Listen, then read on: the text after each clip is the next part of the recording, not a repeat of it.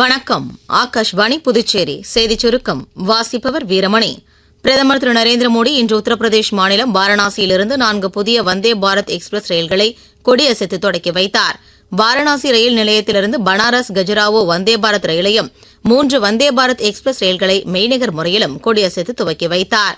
இந்த வந்தே பாரத் ரயில்கள் லக்னோ, சஹாரன்பூர், ஃபிரோஸ்பூர், டெல்லி மற்றும் எர்ணாகுளம், பெங்களூர் ஆகிய வழித்தடங்களில் இயக்கப்படும். நிகழ்ச்சியில் உரையாற்றிய பிரதமர் திரு நரேந்திர மோடி, இந்த ரயில்கள் முக்கிய நகரங்களுக்கு இடையிலான பயண நேரத்தை கணிசமாக குறைப்பதோடு சுற்றுலாவை ஊக்குவிக்கும் என்று கூறினார்.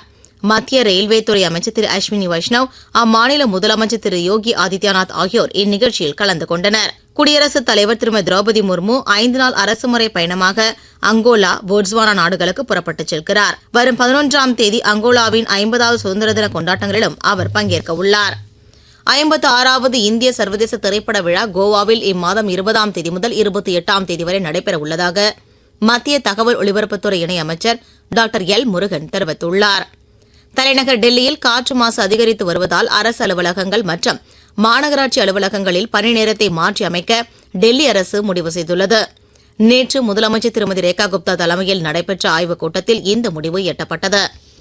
ரஷ்ய ராணுவத்தில் ஒப்பந்த அடிப்படையில் இந்தியர்களை சேர்ப்பதை அந்நாடு நிறுத்திக் கொள்ள வேண்டும் என்று இந்தியா கூறியுள்ளது.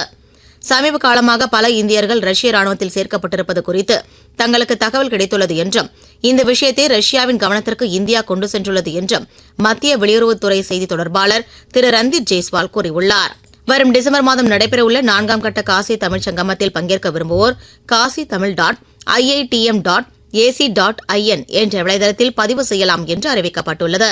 இவ்வாண்டு காசி தமிழ்ச் சங்கமத்தில் வட இந்திய மாணவர்கள் தமிழ் கற்க ஏதுவாக கற்போம் தமிழ் என்ற பெயரில் புதிய முன்முயற்சி ஒன்றும் தொடங்கப்பட உள்ளது. இத்துடன் இந்த செய்திச் சுருக்கம் நிறைவு பெறுகிறது.